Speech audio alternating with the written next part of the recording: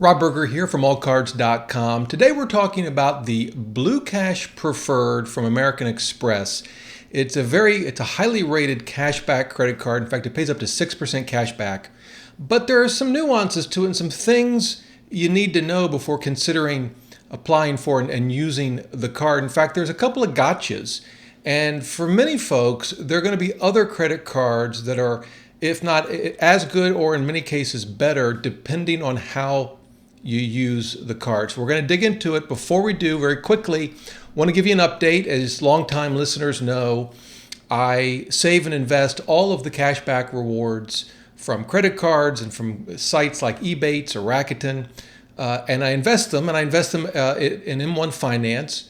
Currently, I hold 3 different stocks, all bank stocks. You can see from the screen, my balance is at just over $10,600. I'm actually doing a little better. You see the negative return so far, 3.78%. It was actually quite a bit worse than that. It's come up a bit. And if you look at the individual stocks down here, you can see my Chase stock is up from when I bought it.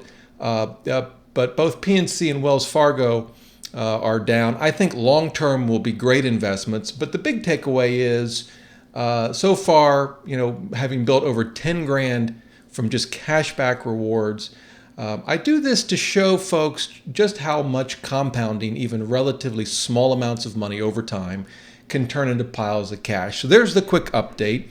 So let's move to the Blue Cash Preferred. This is my website, allcards.com. And you can see here, sort of at a high level, what the card offers. Now, I want to go through a couple of things. The big headline item for this card is that it pays 6% cash back at U.S. supermarkets, but there's a catch. It's only on the first $6,000 each year, so that's $500 a month. For many folks, you may not ever go over that amount, but I know, having raised 2 children, a family of 4, or you may have a family of 5 or 6, you could easily go over $500 a month. And if you do, once you've crossed that $6,000 mark, you only earn 1%, and that's not a great reward rate, frankly. So a great card for groceries if you don't go over $6,000 a year. If you do go over $6,000, then at least for the portion that's over $6,000, if it's significant at all, there are better cards. I'm going to mention several of them in just a minute.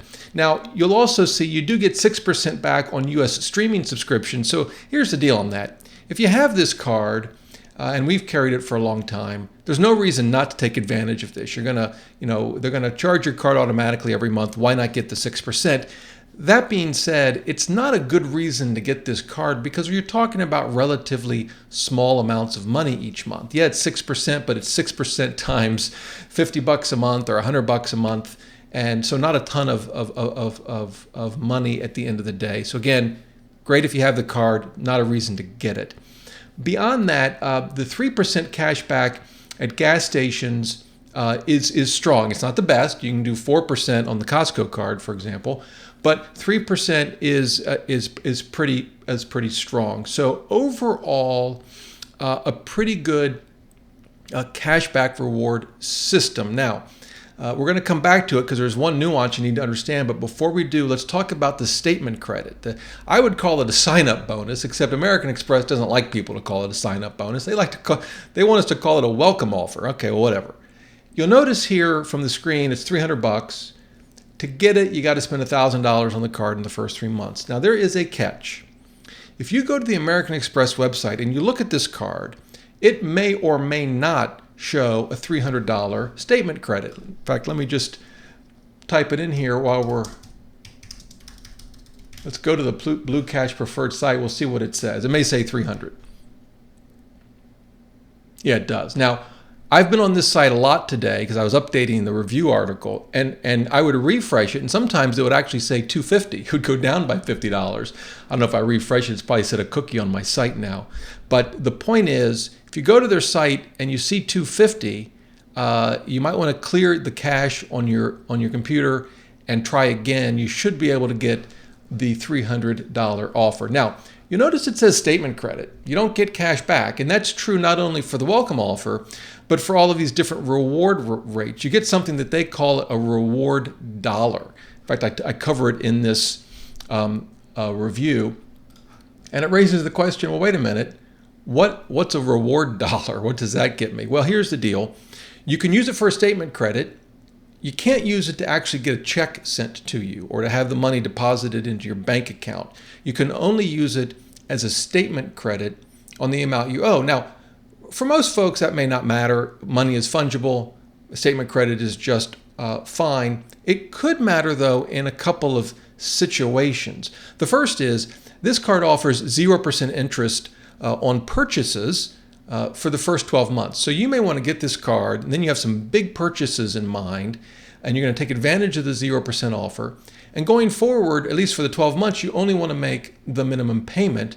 You'd prefer to get all of the cashback rewards in the form of cash. You really don't want to apply it to your statement. Well, you don't have an option. It's got to be applied to your state as a statement credit. So that's one potential drawback. The other thing is that any reward dollars that you use and you go in and you say, okay, fine, apply it as a statement credit, it doesn't count towards your minimum monthly payment. You still have to make whatever your minimum monthly payment is, even if you've applied enough reward dollars in the form of statement credits to cover whatever your minimum payment is. It doesn't count. It doesn't count towards your minimum payment. Again, for many of you, it may not be an issue, but I wanted to point it out because for some of you, it could be a significant issue. Now, generally for these types of cards, I think they're best suited for folks that pay their balances off in full every month, but I recognize not everyone can do that. So keep in mind, reward dollars only used for statement credits, and they don't count towards your minimum payment. Now, I mentioned the 0% offer. It's 0% at the moment, 0% for 12 months, only on purchases. It used to apply to balance transfers. They've removed that for the time being. Actually, a lot of credit cards have, because with the uncertainties, the economic uncertainties brought about by COVID-19, not all credit card issuers, but a lot of them have pulled back significantly on 0% balance transfers. So this card at the moment doesn't offer it. It may come back later down the road. So having said all of that, there is a $95 annual fee. It's not waived the first year. So you have to factor that into the math to determine, is this card right for you? Now, I promised you that I would give you some alternatives to this card. And the alternatives and what's best for you will depend on how you want to use the card. So I've listed a couple here that you can see on the screen. Probably the primary one is the one on the far right, Blue Cash Everyday Card. It's very similar to this card, but it doesn't have an annual fee, but the reward structure is different. You don't get the 6%, for example, on groceries. You get 3%, but for folks that might not use as much and prefer to avoid the $95 annual fee, it's an option. Some additional options that you don't see on the screen that could be helpful. One is the Amazon Prime Visa, particularly if you shop at Whole Foods. We happen to live down the street from a Whole Foods. We shop there a lot. With the Amazon Prime Visa, there's no annual fee, and we get 5% cash back on our Whole Food purchases, and there's no cap on it. So that is a great alternative, but again, only if you shop at Whole Foods.